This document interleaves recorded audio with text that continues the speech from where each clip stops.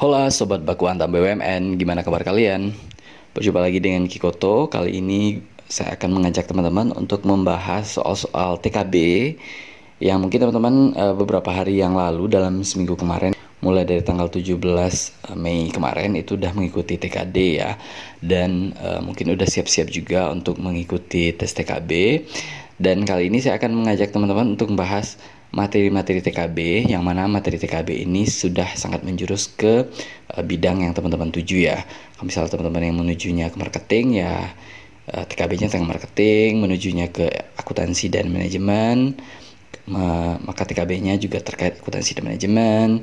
Kemudian teman-teman yang terkait IT juga TKB-nya juga terkait IT.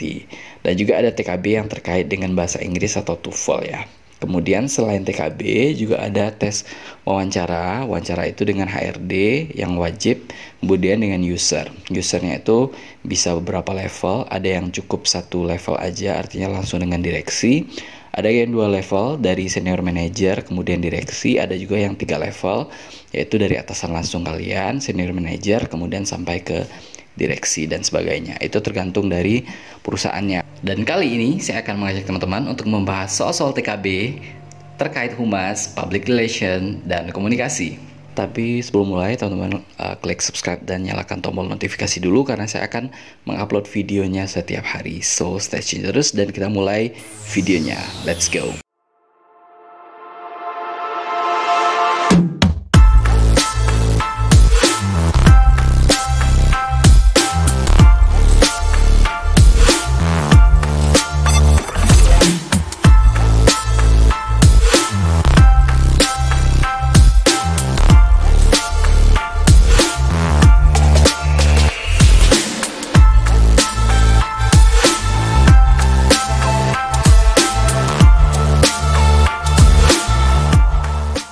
Kemudian berikut merupakan beberapa hal yang terkait dengan kegiatan dan kinerja perusahaan, kecuali ini kan kita ditanyakan tentang yang kegiatan dan kinerja, tapi kecualinya berarti yang nggak masuk ya.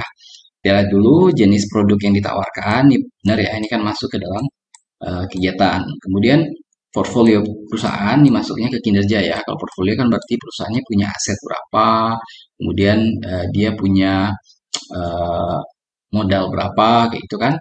Kemudian target market perusahaan ini maksudnya ke sini, bisa ke kegiatan dan juga bisa ke kinerja. Karena itu akan menggambarkan bahwa si perusahaan ini sebenarnya akan mengejar, menyasar market yang mana. Kemudian laporan harian, ini juga ini masuk ke kinerja ya, karena kan laporan harian itu menggambarkan tentang progres dari kinerja perusahaan secara harian. Nah, yang nggak masuk itu yang ini ya, kontak ya. Kalau kontak itu kan berarti nomor yang bisa dihubungi misalnya, kemudian alamat perusahaannya di mana, alamat websitenya apa, alamat emailnya apa. Itu. Kemudian manakah yang tidak termasuk ke dalam 5 dasar kinerja kehumasan yang harus dilaksanakan? Ya, jadi ini ada 5 dasar kinerja kehumasan. Ini katanya yang tidak. Yang pertama, customer relation, ini benar ya, komunikasi dengan pelanggan kita. Kemudian employee relations, itu benar ya, itu komunikasi dengan staff atau karyawan. Kemudian media relation, ini dengan pihak media-media eksternal. Kemudian ada government relation, ini adalah hubungan perusahaan dengan pemerintah. Nah, yang nggak masuk ini ya, personal relation, karena personal itu kan sifatnya pribadi-pribadi ya, dan itu tidak masuk ke dalam kinerja kehumasan. Berikutnya, manakah yang tidak termasuk, nih masih kata-kata yang tidak termasuk ke dalam kegiatan kehumasan. Oke, nah kita lihat dulu dari yang pertama, menulis proposal. Ini benar ya, karena kan tadi kehumasan ingat ada 4 tahapan tadi kan. Nah, 4 tahapan itu salah satunya adalah soal planning. Nah, planning kita mau kehumasannya mau seperti apa, itu tentunya kehumasan akan membuat proposal. Kemudian melakukan jumpa pers, ini bagian dari communication ya. Jadi kita mau komunikasinya langsung atau lewat media atau seperti ini, jumpa pers gitu. Kemudian ada juga mengadakan pameran dan seminar. Ini juga ya, ini dalam rangka pengenalan produk dan perusahaan kepada masyarakat. Kemudian special event, ini juga misalnya ngadain bakti sosial misalnya, itu kan ada unsur public relation juga di situ. Nah, yang nggak masuk ini ya, menyusun laporan keuangan harian, ini adalah tugas dari bagian finance. Dan berikut ini beberapa informasi yang harus ada dalam profil perusahaan, kecuali bla bla bla. Nah, kita lihat dulu ya, profil perusahaan berarti eh, informasi-informasi detail dan rinci yang akan disampaikan tentang perusahaan yang harus diketahui oleh orang banyak. Yang pertama, kontak ya, ini benar ya, karena ini akan memudahkan calon customer kita ataupun masyarakat ataupun pemerintah, misalnya ada hal-hal yang berhubungan dengan perusahaan akan mudah untuk mengkomunikasikan. Kemudian latar belakang perusahaan ini benar ya, ini tentang sejarah perusahaan. Perusahaan ini sebenarnya berawal dari apa? Ini akan memperkuat nilai value perusahaan ini di mata stakeholders. Stakeholder kebanyakan dari masyarakat, konsumen kita, kemudian pemerintah, kemudian juga dari pemasok dan lain sebagainya. Website perusahaan ini benar juga ya, ini kan sebenarnya bagian dari kontak juga ya. Kemudian bentuk layanan produk ini pasti karena memang itulah yang harus disampaikan. Masyarakat nggak akan tahu kita tuh sebenarnya punya produk dan layanan apa gitu. Kalau misalnya tidak disampaikan dalam profil perusahaan. Nah, yang enggak itu adalah jumlah harta perusahaan. Perusahaan ini adanya di dalam annual report atau dalam laporan keuangan, tapi di profil itu tidak ada. Nah, di sini teman-teman ingat kata kuncinya suatu gambar. Gambar itu berarti apa? Vision. Ya, gambar vision. Gambaran, gambaran. Terus cita-cita besar. Kita mau jadi apa nih gitu ya dalam jangka panjang, dalam 10 tahun ke depan, dalam 20 tahun ke depan, dalam 30 tahun ke depan. Nah, itu adalah bagian dari visi dan misi perusahaan. Visi itu adalah gambarannya, kemudian misi itu adalah apa yang mau kita lakukan untuk mencapai gambaran ini. Kalau logo kan ya representasi visual dari perusahaan mau seperti apa gitu kan. Kemudian kinerja perusahaan berarti kan pengukuran dari bagaimana prestasi yang dicapai oleh perusahaan. Udah sejarah berdirinya itu ya bagaimana perusahaan itu awal berdirinya seperti apa, kemudian sampai bisa menjadi sebesar sekarang. Dan kegiatan berarti aktivitas bisnis perusahaan, biasa menghasilkan produk dan sebagainya. Penerima pesan atau berita dari komunikator atau juga disebut dengan receiver. Seorang komunikan harusnya mampu mengerti pesan yang disampaikan oleh seorang komunikator agar proses komunikasi yang terjadi dapat berjalan sempurna dan benar sehingga menimbulkan feedback.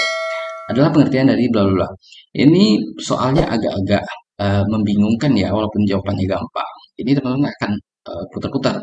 Tapi yang penting teman-teman ambil kata kuncinya. Ini kan katanya penerima pesan atau berita. Nah, ini kata kuncinya. Itu biasa disebut juga dengan receiver. Ini kata kunci kedua. Kemudian diulangi lagi, seorang komunikan harusnya mampu, berarti ini yang dibahas itu adalah orang yang menerima pesan, gitu ya. Jadi bukan si komunikator atau yang mengirimkan pesan, dan bukan juga pesannya, gitu ya. Tapi yang ditanyakan itu adalah terkait dengan siapa yang menerima. Nah, kalau siapa yang menerima ini dari opsi ini yang mana? Komunikan ya, jawabannya. Kalau komunikator berarti orang yang mengirimkan pesan, ini pesannya yang dikirimkan, kemudian media itu adalah alat saluran yang digunakan, sementara efek itu nggak ada. Kemudian untuk mengetahui apakah situasi dan pendapat masyarakat mendukung atau menghambat kegiatan dari perusahaan, merupakan tujuan dari bla bla bla. Ini kan katanya untuk mengetahui. Untuk mengetahui berarti kita tahunya dari mana? Ingat 4 hal tadi, mulai dari research, planning, kemudian communication action, dan yang terakhir itu adalah evaluation. Nah, dari 4 itu yang ditujukan untuk mengetahui situasi dan pendapat masyarakat tuh yang mana? Planning ya, berarti dia adalah penelitian. Kemudian sebuah bentuk pelaksanaan dari penetapan kebijakan, pelayanan, dan sikap yang disesuaikan dengan keperluan masyarakat atau segolongan masyarakat agar organisasi tersebut mendapat kepercayaan dari mereka. Mereka ini siapa? Mereka ini adalah si masyarakat dan segolongan masyarakat. Gitu kan? Ini pengertian dari apa? Ini kan kata-katanya bentuk pelaksanaan dari penetapan kebijakan. Itu sudah jelas ini adalah bagian dari, jangan salah, bukan komunikasi, bukan ini ya. Ini adalah bagian dari public relation. Kemudian di bawah ini unsur-unsur komunikasi kecuali bla bla ini udah saya omongin tadi ya. Orang yang mengirimkan pesan, komunikator, yang dikirimkan maksudnya pesan yang dikirimkan itu pesannya, yang menerimanya komunikan. Kemudian umpan balik ini feedback, si komunikan biasanya memberikan umpan balik ini. Apakah bertanya atau mengiyakan dan lain sebagainya. Kalau efek nih enggak. Gitu ya. Berarti kecualinya itu adalah efek. Mungkin sekian dulu dari saya. Mudah-mudahan bisa bermanfaat dan bisa bantu teman-teman ya.